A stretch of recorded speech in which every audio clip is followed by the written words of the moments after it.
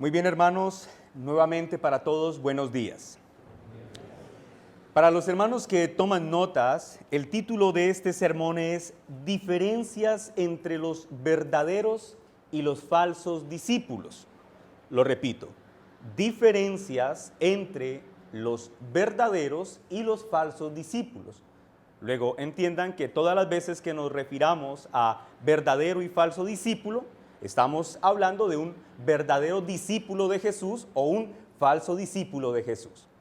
Dicho esto, leamos la palabra del Señor en Juan capítulo 6, versículo 16 hasta el versículo 30. Juan capítulo 6, versículo 16 al 30. ¿Estamos todos listos, hermanos? ¿Estamos en el texto? Amén. Muy bien. Leamos la bendita palabra de Dios. Dice así: Al anochecer, descendieron sus discípulos al mar y entrando en una barca, iban cruzando el mar hacia Capernaum. Estaba ya oscuro y Jesús no había venido a ellos. Y se levantaba el mar con gran viento que soplaba.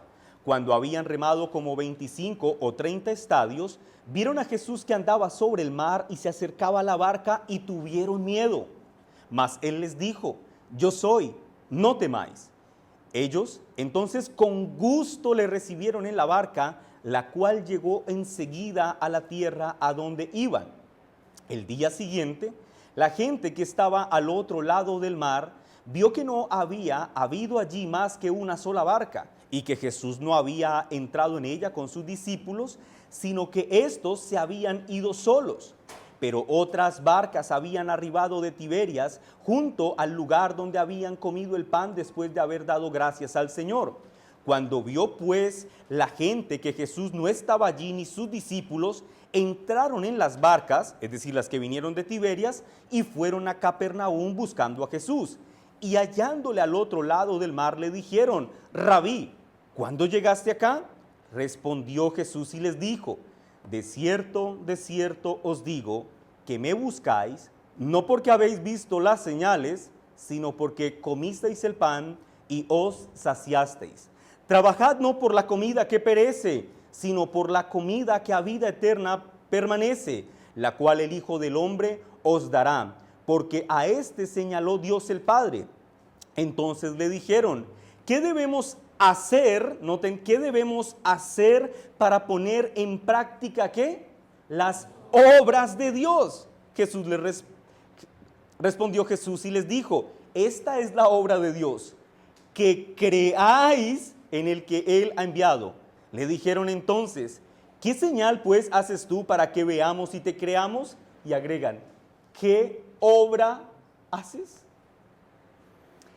Estudiando para este sermón, tuve la oportunidad de leer una de esas historias de prensa que resultan un tanto interesantes. Por allá en el 2004 se desarrolla la historia de la que les hablaré muy brevemente.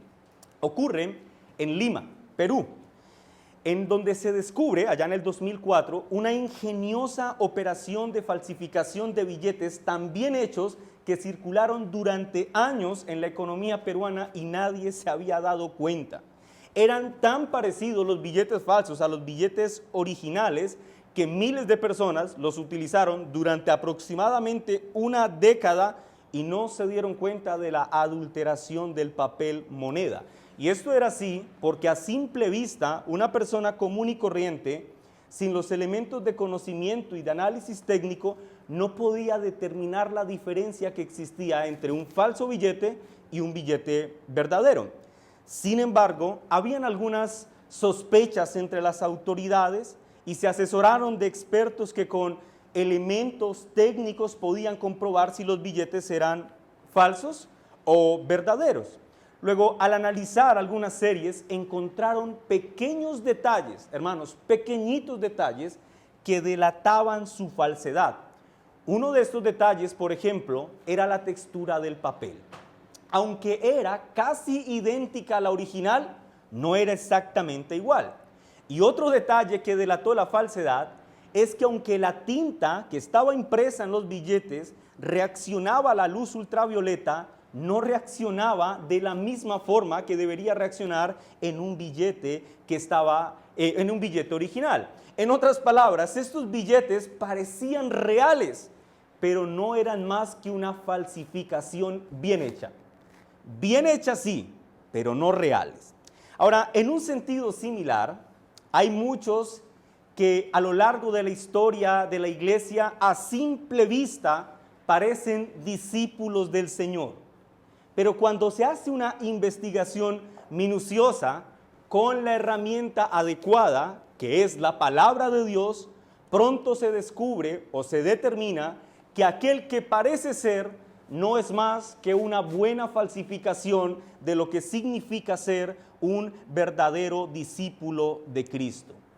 Externamente, las buenas falsificaciones parecen ser papel moneda de gran valor, pero en realidad, al análisis técnico o al ojo del análisis técnico, no son más que papel impregnado de tinta que carece de valor real.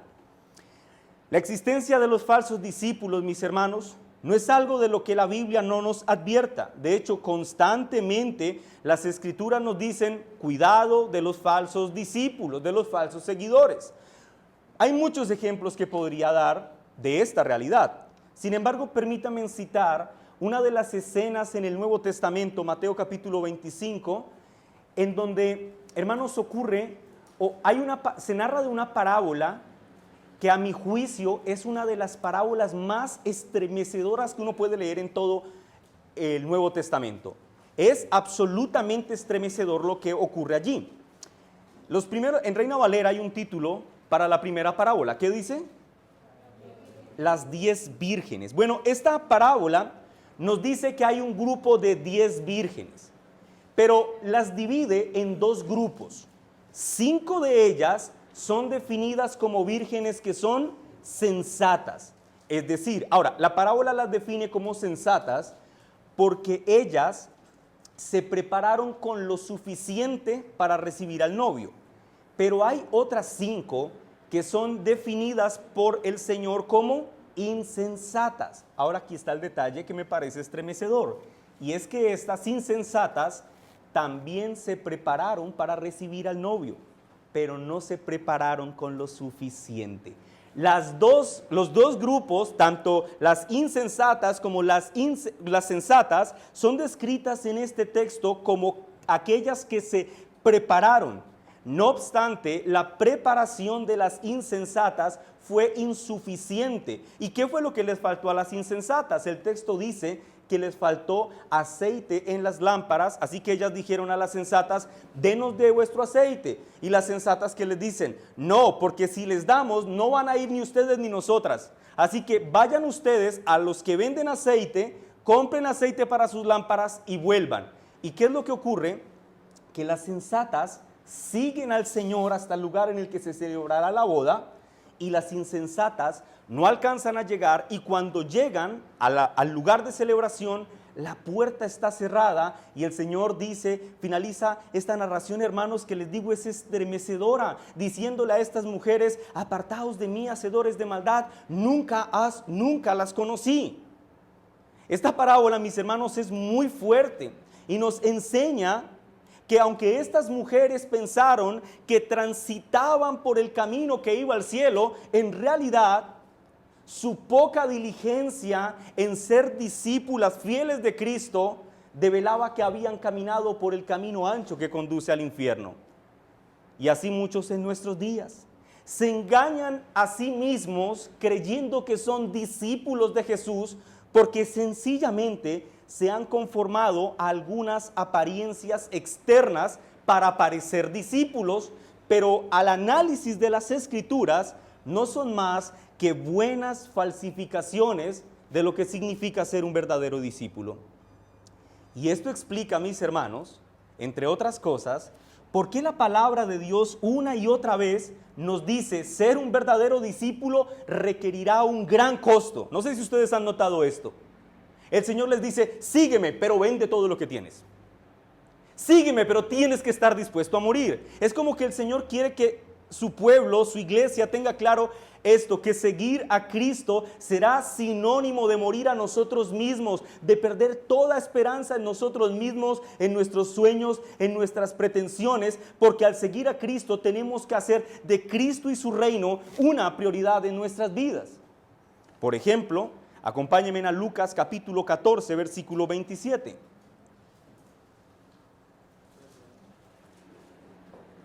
Lucas capítulo 14, versículo 27. Yo quiero que todos vayamos allí, hermanos.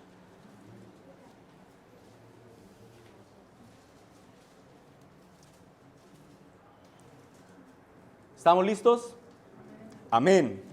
Lean conmigo el versículo 27. Dice, y el que no lleva su cruz, está hablando el Señor Jesús, que dice, y viene en pos de mí, no puede ser mi discípulo.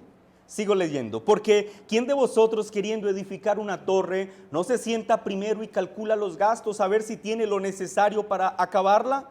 No sea que después que haya puesto el cimiento y no pueda acabarla, todos los que lo vean comiencen a hacer burla de él diciendo, este hombre comenzó a edificar y no pudo acabar. Versículo 31, ¿o qué rey al marchar a la guerra contra otro rey no se sienta primero y considera si puede hacerle frente con 10,000 al que viene con él con 20,000? Si no puede, cuando el otro todavía está lejos, le envía una embajada y pide condiciones de paz. Lean conmigo el versículo 33. Así pues, cualquiera de vosotros que no renuncia a todo lo que posee, ¿qué dice el texto? No puede ser mi discípulo. En otras palabras, el verdadero discípulo sabe por la palabra del Señor que ha sido llamado a asumir un gran costo por seguir a su Señor. Podríamos resumir el texto que acabamos de leer de Lucas capítulo 14 afirmando que ser un verdadero discípulo de Cristo implicará necesariamente que ese hombre amará más a Jesús que a su propia vida.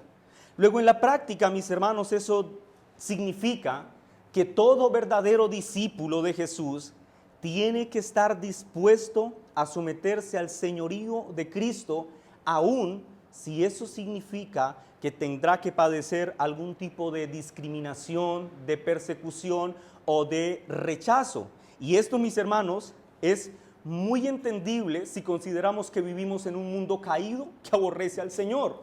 En otras palabras, la consigna que debe predominar en el corazón de un verdadero discípulo es esta: no hay precio demasiado alto que yo pueda pagar teniendo en cuenta que el Señor me ha dado el don de la vida eterna. Lo que el Señor nos ha dado, mis hermanos, no se compara con nada. El apóstol Pablo dice que esta breve tribulación no puede compararse con la gloria futura que en nosotros ha de manifestarse. Pero no es así con los falsos discípulos. Así lo demuestran las Escrituras y así lo demuestra la historia de nuestra iglesia. Un falso discípulo, mis hermanos, podría ser comparado con un trocito de chocolate que se le pone a la intemperie. Mientras el clima está fresco, el trocito de chocolate mantendrá su forma. Oh, mis hermanos, pero cuando el sol caliente, el trozo de chocolate pronto se volverá deforme, se derretirá. Así ocurre con los falsos discípulos. Se derriten cuando el sol calienta sobre sus cabezas. Cuando las cosas se ponen difíciles, un falso discípulo revelará realmente quién es. La escritura de los falsos discípulos dice que los afanes de este siglo y los engaños de las riquezas ahogarán la palabra que en ellos un día fue sembrada. En otras palabras, hermanos, un falso discípulo viene a Cristo, sí, pero viene motivado por razones egoístas. Un falso discípulo viene a Cristo, sí, pero no para inclinarse ante Él como su Señor y como su Salvador, sino que viene motivado por el beneficio personal. Y de manera general, vemos que cuando el falso discípulo no recibe satisfacción para sus caprichos, finalmente terminan abandonando a ese Señor que un día osadamente pretendieron buscar. Así pues, nuestro texto de estudio, mis hermanos, demuestra que no todos los que siguen a Jesús son discípulos verdaderos, pero que todos los creyentes, esos sí son discípulos verdaderos. En otras palabras, veremos a lo largo de esta exposición cómo los simpatizantes de la fe cristiana, hay cosas que les gustan del cristianismo, se van a caracterizar por una búsqueda de satisfacción personal, emocional o sentimental. Pero el verdadero discípulo de Cristo se acerca a Cristo porque reconoce quién es Él. Él es Dios y por lo tanto se somete ante este glorioso Dios, reconociéndolo como Señor y como Salvador, y sobre todo jamás el verdadero discípulo de Cristo cuestionará o condicionará su fidelidad a Cristo. Si Cristo me da esto, entonces yo seré fiel. Ahora, hermanos, para desarrollar esta idea que he tratado de expresar en esta introducción, vamos a dividir nuestro texto de estudio en tres partes. En la primera parte vamos a considerar cómo actúa un verdadero discípulo. En la segunda parte, cómo actúa un falso discípulo. Y en último lugar, hermanos, de forma preciosa veremos cómo el Señor da palabras de misericordia para los falsos discípulos. Leamos entonces el versículo 16 hasta el versículo 21, que yo lo titulé El actuar de los verdaderos discípulos. Para quienes toman nota, les repito, el actuar de los verdaderos discípulos, versículos 16 al 21. ¿Estamos allí? Amén. Dice la palabra del Señor. Al anochecer, descendieron sus discípulos al mar, y entrando en una barca, iban cruzando el mar hacia Capernaum. Estaba ya oscuro y Jesús no había venido a ellos. Y se levantaba el mar, noten la escena, con gran viento que soplaba. Cuando habían remado como 25 o 30 estadios, vieron, noten la escena, vieron que Jesús andaba sobre el mar y se acercaba a la barca y tuvieron, como es natural, miedo. Mas él les dijo, yo soy, no temáis. Qué hermosas palabras, versículo 21. Ellos entonces, este es el detalle, con gusto le recibieron en la barca, la cual llegó enseguida a la tierra a donde iban. Esta narración, mis hermanos, para los que estuvieron en la predicación de hace 8 días, inicia justo donde terminamos. Después de la alimentación, del milagro de la alimentación de la multitud, de cómo el Señor con 5 trocitos de pan y 2 trocitos de pescado seco alimenta a una multitud.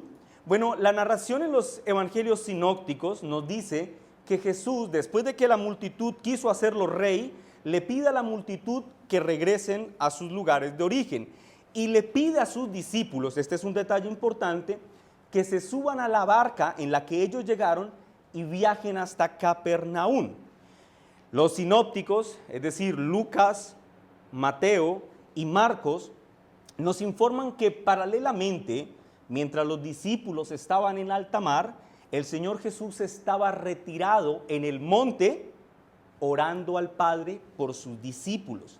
Ahora, Juan nos dice que esto ocurre en la noche, dándonos a entender que es muy probable que los discípulos, después de que el Señor los mandó a ir a Capernaum, hayan esperado siquiera un par de horas allí a la orilla del mar, esperando a que el Señor se arrepintiera de ir a orar y quisiera más bien acompañarlos. No obstante, ellos, al ver que el Señor no llega, deciden avanzar en rumbo a Capernaum como el Señor se los había mandado.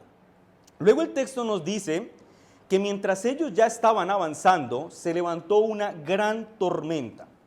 Tan fuerte era la tormenta que Juan nos dice que ellos pudieron avanzar entre 25 y 30 codos. ¿Saben cuánto es eso en kilómetros, hermanos? Entre 4 y 5 kilómetros apenas. Y esto, mis hermanos, es un gran indicativo de que la tormenta era muy fuerte, porque quienes estaban en ese barco no eran precisamente personas inexpertas en la navegación marítima, eran pescadores, sabían cómo mover un remo. Sin embargo, solo pudieron, en el mejor caso, avanzar 5 kilómetros en un lapso de más o menos 8 horas.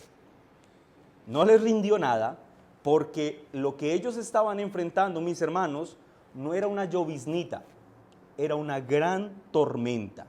Y en medio de su lucha contra el viento y contra el agua, Juan nos dice que en medio de ese escenario tan caótico, alguno alcanzó a vislumbrar una silueta humanoide a la distancia. Jesús acercándose a ellos. Marcos nos dice que cuando ellos lo ven a la distancia y no saben que Él es realmente Jesús, empiezan a gritar como probablemente lo hubiéramos hecho todos nosotros. ¡Un fantasma! ¡Un fantasma! Y en su obrar misericordioso, Mateo dice que el Señor les dijo, tengan ánimo. Y nuestro texto dice, yo soy, no temáis. En conjunto el Señor les dice, tengan ánimo, soy yo, no teman. Al oír aquella voz tan familiar que les exhortó a estar tranquilos, estos hombres supieron que quien caminaba hacia ellos no era un fantasma, sino que se trataba de su amoroso Señor viniendo a ellos en medio de tan tremenda tormenta. Ahora, esa es la escena. Ahora yo quiero que ustedes conmigo consideren la forma en la que actúan los discípulos al recibir a Jesús. Versículo 21. Ellos entonces, ¿qué dice nuestro texto? Con gusto le recibieron en la barca. Pero recuerden cuáles eran sus circunstancias. Una tormenta tan potente que estaba poniendo en peligro de muerte su vida. ¿Qué cambio de actitud tan ligero? Hace un segundo estaban aterrorizados, gritando, cogidos uno al otro, ¡un fantasma! Y ahora, con gusto reciben a Jesús en la barca. El cambio de actitud, mis hermanos, solo puede explicarse por el gozo y la confianza que despertaba Jesús en el corazón de estos 12 hombres. Pasaron del terror al gusto. Y no fue cuando la tormenta terminó, porque la tormenta para este momento, lo sabemos por Marcos, todavía estaba vigente. Pero la razón por la que pudieron recibir con gusto al Señor fue por el poder que Jesús impregnó en sus corazones a través de sus poderosas palabras de aliento. Las expresiones contenidas en este texto nos permiten entender que estos 12 hombres anhelaban la presencia de Jesús en medio de ellos, sin importar cuán difíciles parecieran sus circunstancias actuales. Y esto, mis hermanos, es una realidad que caracteriza a un verdadero discípulo. Anhela la presencia de Cristo en su vida, sin importar si el mundo a su alrededor se está desmoronando. Ahora, la narración de este milagro, mis hermanos, es muy interesante, porque realmente es un milagro que son 4 milagros. Primero se nos dice que Jesús está caminando sobre las aguas, eso es un milagro. Pero por los sinópticos sabemos que hay otro milagro, y es que Pedro se avienta a las aguas a caminar con el Señor. Luego también por los sinópticos sabemos que cuando el Señor sube a la barca, los vientos cesan, mostrando el dominio que el Señor tiene sobre la creación. Y Juan nos dice el 4.º milagro que ocurre dentro de este milagro. Y es que en cuanto el Señor sube, ellos llegan a Capernaum. Noten el detalle. Estaban a 7 kilómetros de Capernaum. Han avanzado 5, les faltaban 7. Pero en cuanto el Señor pisa la barca, aparecen en el puerto de Capernaum. Ahora, de esta narración, mis hermanos, se pueden destacar varios elementos que nos ayudarán a identificar la forma en cómo debe verse un verdadero discípulo de Cristo. En primer lugar, un verdadero discípulo de Cristo, a la luz de este texto, sabe que pasará por duras tormentas en la vida, aún en medio del cumplimiento de sus deberes cristianos. Noten esto, hermanos. Estos hombres que están en esta barca han partido hacia Capernaum porque a ellos se les ocurrió que era buena idea ir. No. ¿Por qué están yendo hacia Capernaum? porque el Señor les mandó a que fueran a Capernaum. En otras palabras, ellos están cumpliendo la voluntad del Señor y en medio de la obediencia ahora tienen que hacerle frente a una tormenta que ha puesto en peligro de muerte su vida. Matthew Henry dice lo siguiente: aquí estaban los discípulos de Cristo en el camino del deber. Y recuerdan que Mateo dice que Cristo en ese momento estaba orando por ellos. Y concluye Henry diciendo lo siguiente: no obstante, a pesar de esto, es decir, de que ellos estaban cumpliendo la voluntad del Señor y de que Cristo intercedía por ellos en ese mismo instante, dice Matthew Henry, no obstante, a pesar de todo esto, estos hombres estaban siendo afligidos. Y esto nos permite entender, mis hermanos, que los creyentes, a diferencia de lo que algunos extrañamente piensan, no tenemos una capa de blindaje especial que nos proteja de las adversidades propias de este mundo, aún en medio del cumplimiento de nuestros deberes cristianos. Por ejemplo, muchos con entusiasmo suelen embarcarse en el santo deber del servicio cristiano a nivel ministerial, pero tienden a desanimarse cuando descubren que donde hay interés por hacer que el reino de Cristo avance, también hay peligros y aflicciones con los que deben contar. El panorama que plantea este texto, mis hermanos, entonces, para nosotros es muy diciente.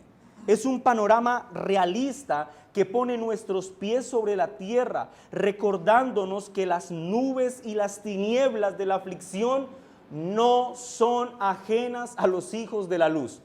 ¿Entendieron eso, mis hermanos? Las nubes de las tinieblas y de las aflicciones no son ajenas a los hijos de luz. Más si consideramos que en el contexto de nuestro texto, estos hombres no estaban haciendo lo que se les dio la gana. Disculpen la expresión, pero estos hombres estaban cumpliendo la voluntad del Señor de ir a Capernaum. Hermanos, nosotros vivimos en un mundo caído que aborrece al Señor. Por tanto, no se extrañen por las aflicciones, por los desprecios, por los desplantes o por el menosprecio que este mundo pueda hacerles. En otras palabras, a un verdadero discípulo no lo debe extrañar la oposición y la persecución que se deriva de servir a Cristo. Sería muy extraño que un discípulo de Cristo levante su mano y diga: eso que dices me parece muy extraño. Yo nunca me he sentido incómodo en medio de este mundo que aborrece al Señor por mi fe en Cristo. Eso sería muy extraño, mis hermanos. Entonces tenemos el primer punto.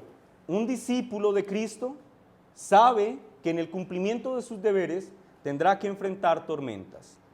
Pero en segundo lugar, otra característica distinguible de un verdadero discípulo es que los discípulos saben reconocer la voz de su Señor, aun si el mar de la vida está embravecido.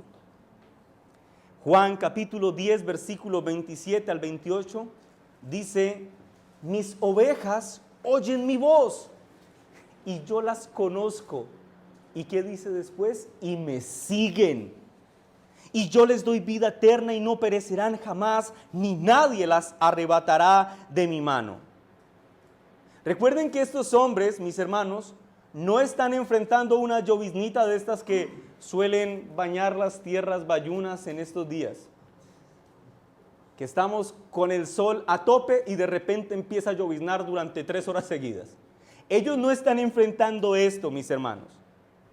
Ellos están enfrentando una gran tormenta tan fuerte que ha hecho que un grupo de 2 experimentados hombres solo pudieran avanzar 5 kilómetros en 8 horas. Y en medio de esa tempestad, en medio del ensordecedor ruido del viento y de las olas que golpean con violencia la barca, los discípulos afinaron sus oídos y lograron escuchar la voz de su Señor, que con ternura les dijo: tengan ánimo, yo soy, no teman. Cuán consoladoras, mis hermanos, debieron ser estas palabras para estos hombres que luchaban en medio del mar por salvar sus vidas, y cuán consoladoras deben ser por extensión estas palabras para ti, mi hermano, que eres un verdadero discípulo de Cristo. Ten ánimo, yo soy, no temas. Identificar la voz del Señor en medio de las tormentas de la vida, mis hermanos, les permitió entender a estos hombres que quien se acercaba a ellos no era un fantasma, sino su bondadoso Señor. Podríamos decir que su dulce voz sonó con tanta potencia en medio de la tormenta que fue lo suficientemente efectiva como para aquietar la tormenta interna que se había despertado en el corazón de estos 12 hombres que tenían miedo. Cuánto consuelo los cristianos de todos los tiempos podemos hallar en estas palabras. Saber que en el cumplimiento del deber, como lo dije en el primer punto, tendremos que enfrentar tormentas, nos prepara para aceptarlas. Pero reconocer que Cristo viene a nosotros en medio de esas tormentas ha de llenar nuestro corazón de esperanza y de consuelo, pues tenemos por cierto que en medio de las dificultades, sin importar el tamaño de ellas, podemos confiar en lo que el Señor ha dicho respecto a los suyos. Tengan ánimo, yo soy, no teman. El gran yo soy, hermanos, se suele acercar a su pueblo en medio de sus grandes luchas.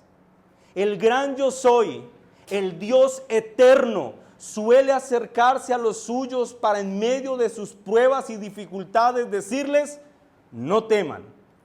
Y yo espero, mis hermanos, que el Señor esté obrando en vuestros corazones, concediéndoles aplicar este dulce bálsamo celestial a sus propias vidas, porque ustedes saben mejor que nadie con lo que luchan ahora. En tercer lugar, otro elemento que se destaca de este texto para identificar a un verdadero discípulo es que los verdaderos discípulos reciben con gozo a su Señor. Repito, un verdadero discípulo recibe con gozo a su Señor. La tormenta, mis hermanos, era tan fuerte que si alguno de los discípulos descuidaba sus deberes dentro de la barca por mantenerla a flote, muy seguramente la barca podría haberse hundido. Sin embargo, la prioridad de un verdadero discípulo no se centra en cuán capaz y cuán fuerte pueda ser para estar en pie. El verdadero discípulo, mis hermanos, tiene como prioridad la presencia del Señor en la barca de su vida. Ninguno de los evangelios, de los 4 evangelios, sugiere que los discípulos hayan apresurado a Jesús para que se subiera a la barca y les ayudara a remar porque se estaban hundiendo. Más bien la escena transmite el asombro y el gozo que estos hombres experimentaron al descubrir que quien se acercaba a ellos era su Señor. Ellos no dicen, estamos agradecidos de que hayas venido a nosotros, pero camina más rápido, porque si descuidamos el remar podríamos hundirnos. En contraposición a ese pensamiento, Juan nos dice que con gusto ellos le recibieron en la barca, expresando de esta manera la elevada confianza que estos hombres tenían en su Señor, sin importar sus circunstancias externas.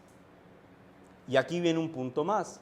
Un verdadero discípulo de Cristo se caracteriza porque obedece y adora a su Señor. ¿Qué les dijo el Señor? No teman, tengan ánimo. Ahora, en la misma narración, en el texto paralelo de Mateo capítulo 14, versículo 33, leemos: entonces los que estaban en la barca vinieron y le adoraron diciendo, verdaderamente eres el Hijo de Dios. Noten, pasó 2 cosas cuando el Señor llegó a la barca. Ellos primero, cuando sienten gozo, le están obedeciendo porque ya no temen. Pero luego al tenerlo en la barca, le adoran. El Señor, parado en medio de las embravecidas aguas de este mar, les exhorta a que no teman. Y el gozo de estos hombres hace que sea más que evidente que en efecto ellos no temieron, sino que antes estuvieron dispuestos a adorarles. Y hermanos, esto nos enseña que la única respuesta apropiada que puede dar un hombre frente a la presencia de Cristo es caer rendido delante de Él en adoración. Estos discípulos estaban maravillados con el milagro. No obstante, lo que los dejó perplejos no fue que su Señor caminara a ellos sobre las aguas, sino que clementemente se acercara a ellos para estar con ellos y proveerles consuelo. Y la respuesta de los discípulos, mis hermanos, demuestra que un verdadero discípulo, al estar en la presencia de su Señor, no puede hacer una cosa sino adorarle sin importar las circunstancias externas, porque hasta el punto en el que ellos le adoran, la tormenta no había cesado. En otras palabras, un discípulo no condiciona su confianza en el Señor de tipo de, Señor, si tú me das esto o aquello, yo confiaré en ti. No, el verdadero discípulo, mis hermanos, al entender que el Señor es el creador del cielo y de la tierra, pone su confianza de forma irrestricta en su Señor. Si hemos recibido a Jesús en la barca de nuestro corazón, aunque la noche sea oscura y aunque el viento sople con fuerza, aún así podremos consolarnos de que estaremos en la orilla sin que pase mucho tiempo. Cuando el Señor subió a la barca, de forma instantánea, ellos llegaron a Capernaum. Ahora permítanme hacer una breve nota aclaratoria de este punto que considero relevante mencionar. Muchos creen que su adoración y su obediencia a Jesús se describe explícitamente por un entendimiento doctrinal correcto. Y yo creo, mis hermanos, que un verdadero discípulo de Cristo tiene que tener un entendimiento doctrinal correctísimo de las Escrituras. Sin embargo, la sola doctrina o el solo asentimiento intelectual de las verdades doctrinales por sí mismo no es nada.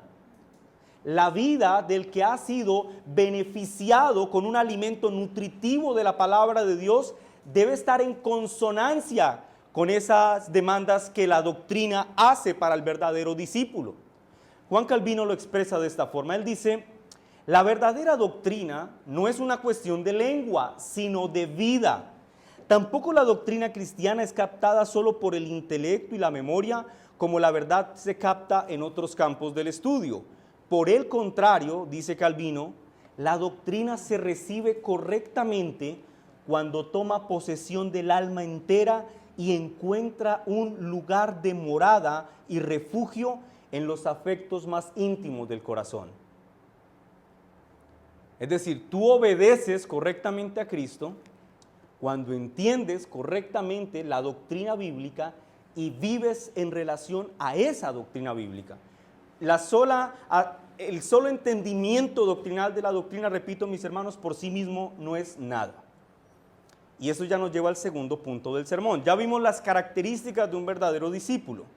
Ahora brevemente consideremos las características, o más bien el actuar, este es el título, el actuar de un falso discípulo. Versículo 22 al 26.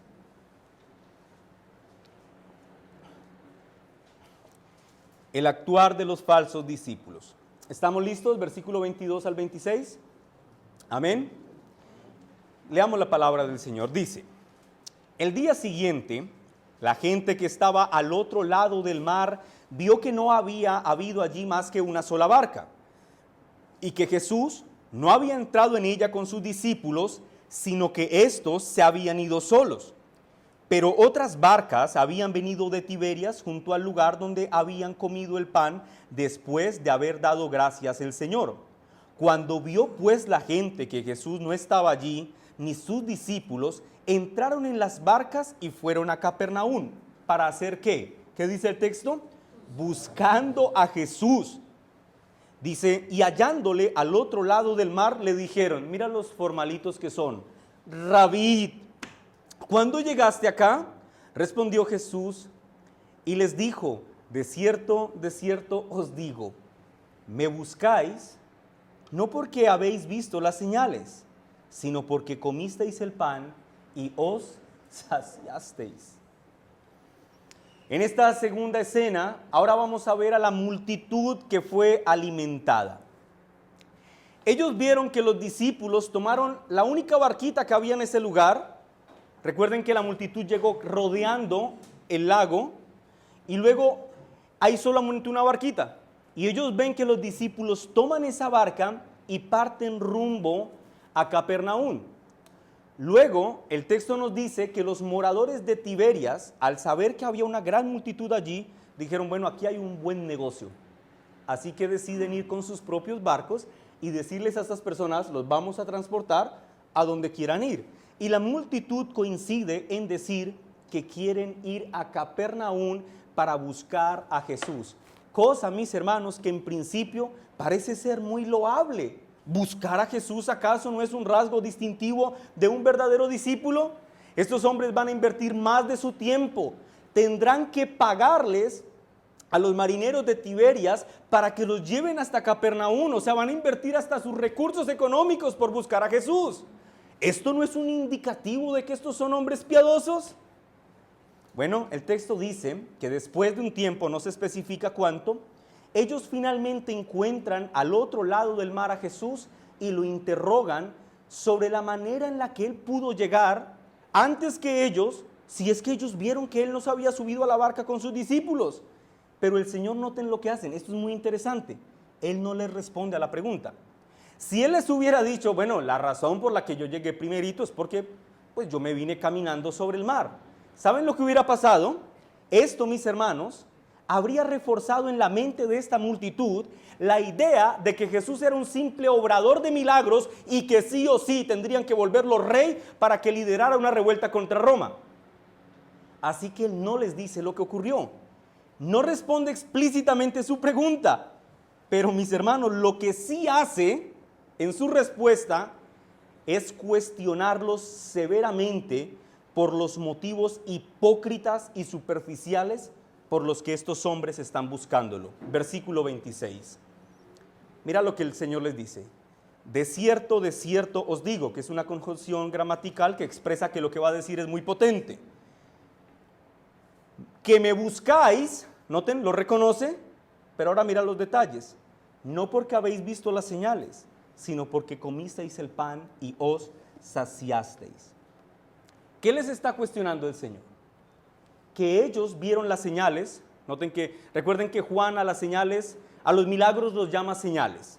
Así que él les está diciendo, ustedes me vieron como ayer sané a los enfermos de la multitud, que recuerden podían ser más de 10,000. Ustedes me vieron desde el amanecer hasta el anochecer sanando enfermos. Y después me vieron como con 5 pedacitos de pan y 2 pedacitos de pescado seco los alimenté a todos ustedes. Pero a pesar de ver todo esto, ustedes no entendieron que estos milagros apuntaban a mí como el Mesías espiritual que había sido prometido desde el Antiguo Testamento. En otras palabras, el Señor les cuestiona porque ellos siguen viendo en Él a un curandero proveedor antes que ver en Él al bendito Hijo de Dios. De hecho, de manera explícita, el Señor les dice que la razón por la que ellos les están siguiendo es porque Él les dio pan y ellos se saciaron. Estos hombres, mis hermanos, son puestos al descubierto por Jesús mismo. Y a la luz de las palabras de Jesús quedan en evidencia como falsos discípulos. Pues a ellos no les interesa Jesús por quien es Él. Su divinidad no es algo que mueva sus afectos, sino simplemente lo que les interesa es que este hombre tiene el poder de llenar sus estómagos. En otras palabras, Jesús expone a los falsos discípulos como hombres y mujeres altamente materialistas.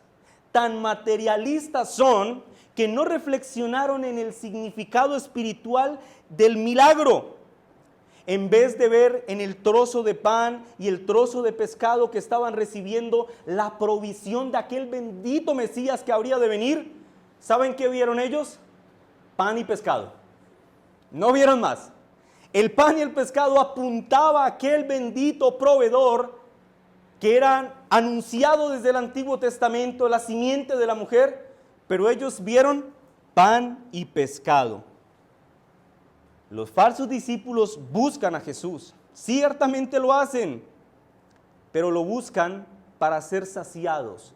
En otras palabras, lo que movía a estos hombres no era el corazón, lo que los movía era el estómago, el hambre. Querían satisfacción aquí y ahora, pero no querían rendir adoración a aquel bendito Salvador. En síntesis, Jesús mismo acaba de describir a los falsos discípulos como aquellos que le buscan por razones profundamente egoístas. Y eso explica por qué muchas personas en nuestros días son tan motivadas a buscar a Jesús por razones materiales, emocionales o sentimentales. Y cuando ante ellos se les presenta a un Dios que ofrece bienestar espiritual, perdón y vida eterna en medio de sus tormentas, para ellos eso es todo lo que está mal. No quieren esa clase de Dios. Quieren un Dios que llene estómagos. Pero aquí viene la buena noticia. Versículo 27 hasta el versículo 30. Ya vimos las diferencias entre los verdaderos y los falsos discípulos. Yo a este último punto lo titulé una exhortación misericordiosa para los falsos discípulos. Noten que el Señor no solamente los va a cuestionar por su hipocresía, ahora extenderá a ellos palabras de misericordia.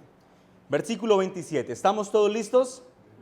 Leamos la palabra del Señor. Dice, trabajad no por la comida que perece, sino por la comida que a vida eterna permanece, la cual el Hijo del Hombre os dará, porque a este señaló Dios el Padre. Ahora mira esto, entonces le dijeron, ¿qué debemos hacer para poner en práctica las obras de Dios? Respondió Jesús y les dijo, esta es la obra de Dios. ¿Cuál es la obra? Que creáis en el que Él ha enviado. Y la insensatez, versículo 30, le dijeron entonces, ¿qué señal pues haces tú para que veamos y te creamos? ¿Qué obra haces? Después de confrontarlos severamente por su hipocresía, ahora el Señor va a extender unas breves palabras de ánimo y de misericordia para que estos hombres vengan a Él. De manera explícita, el Señor en 2 oportunidades les dirá, crean en mí. Es como si el Señor en este texto les dijera, dejen de buscar panes y cosas semejantes, porque la comida y toda la abundancia terrenal que ustedes esperan no podrá llenar el vacío que hay en sus corazones.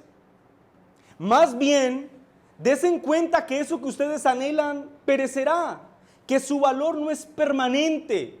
En lugar de estar buscando saciar sus estómagos, deberían creer en mí, que soy el enviado del Padre, que los alimentará con un verdadero alimento espiritual que produce y sostiene la vida eterna.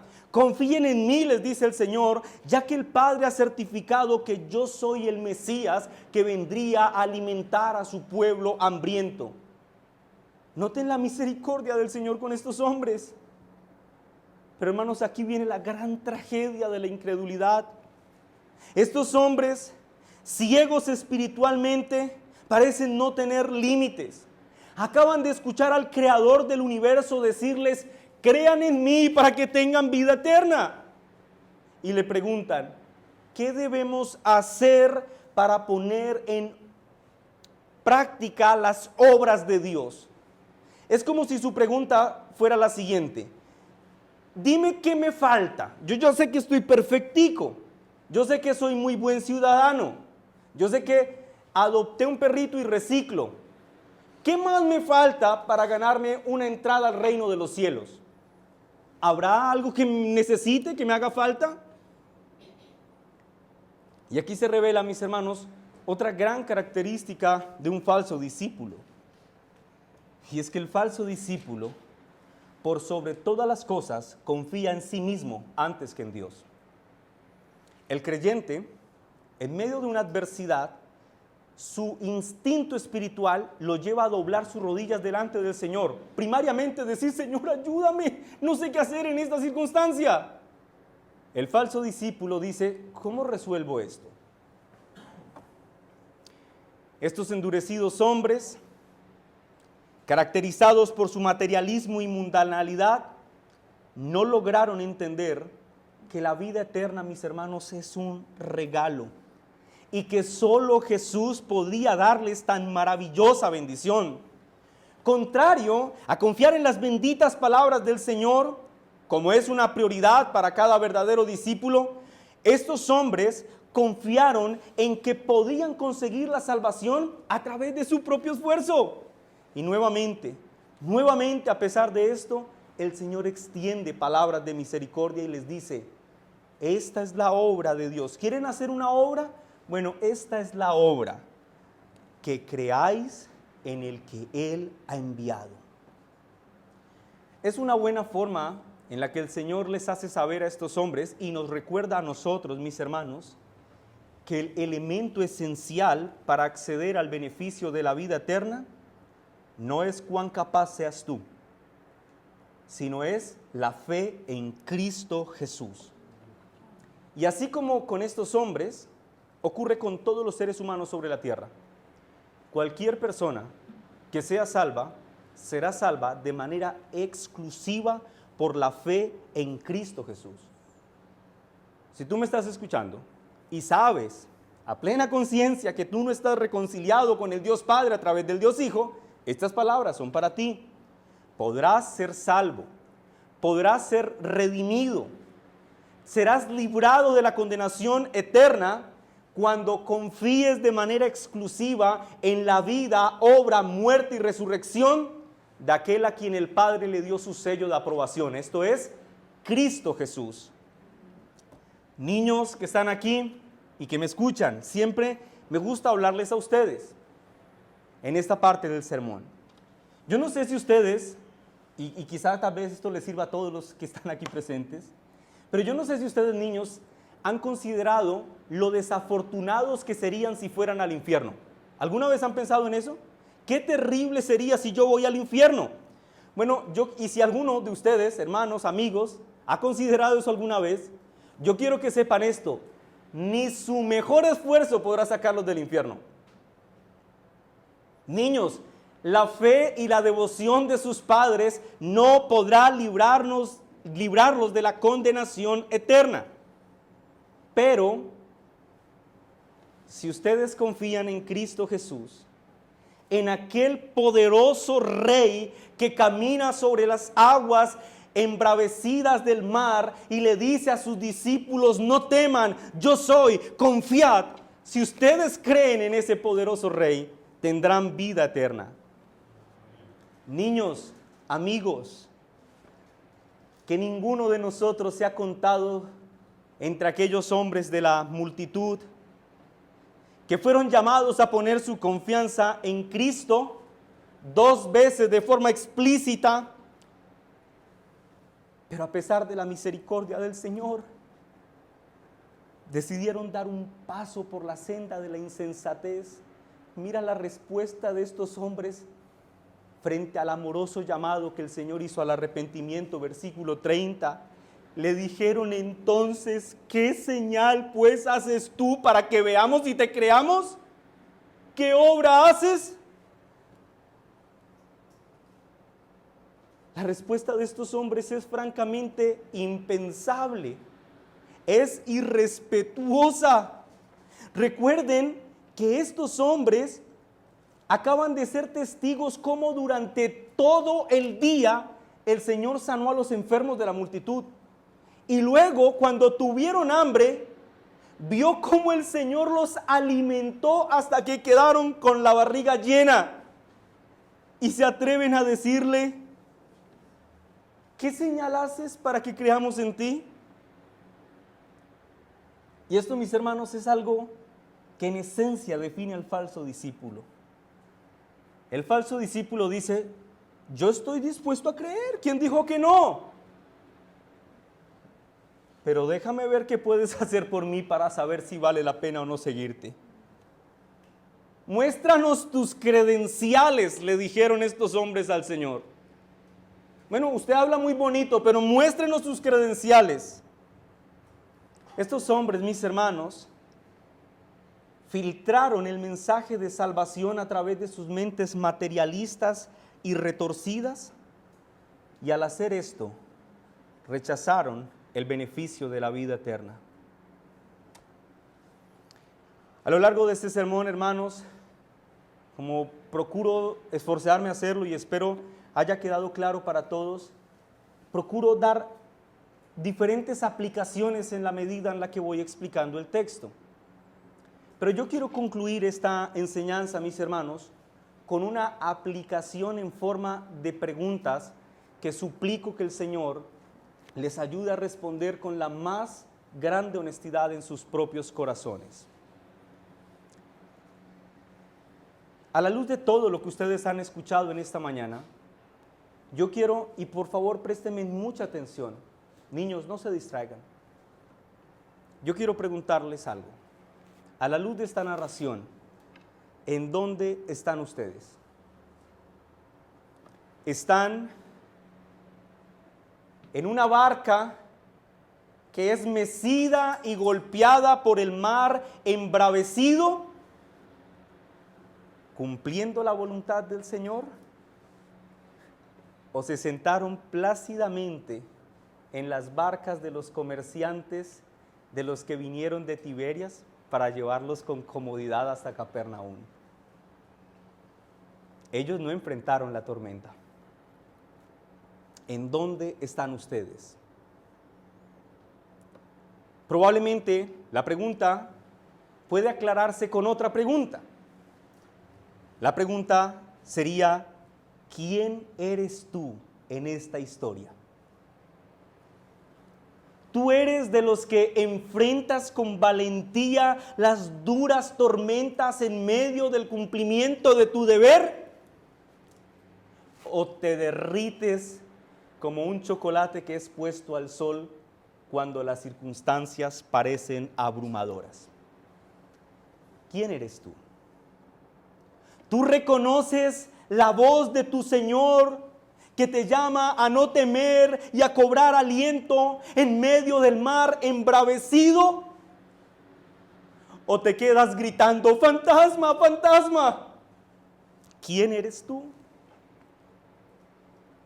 ¿Anhelas la presencia de Cristo más que cualquier cosa en tu vida? ¿O tienes a Cristo como un amuleto que te va a ayudar a remar más rápido para que no te hundas? ¿Es Cristo lo que anhelas? ¿Es Cristo lo más importante en tu vida? ¿Obedeces a la palabra del Señor y le adoras porque reconoces que Él es el creador de los cielos y de la tierra? ¿O le pones insensatamente a prueba para decir, bueno, tal vez crea en ti? ¿Quién eres tú? ¿El que le pone pruebitas al Señor para ver si le das el chance de creer en Él? ¿O confías irrestrictamente en Él porque sabes que Él es el creador de los cielos y de la tierra? Creo que las preguntas han sido claras. Y probablemente el Señor esté obrando en sus corazones a través de estas preguntas. Pero permítame finalizar con una más. ¿Qué es lo que te motiva a venir a este lugar cada domingo, cada primer día de la semana, cada día del Señor? ¿Qué te motiva a estar en este lugar?